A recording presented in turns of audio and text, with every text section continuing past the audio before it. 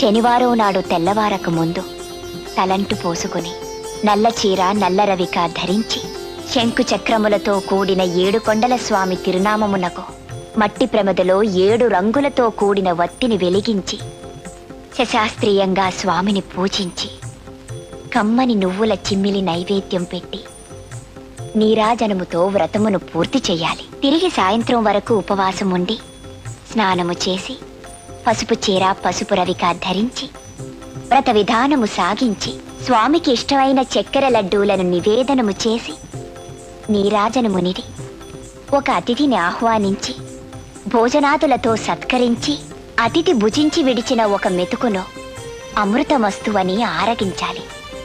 అప్పటికి ఆనాటి శనివార వ్రతం పూర్తవుతుంది.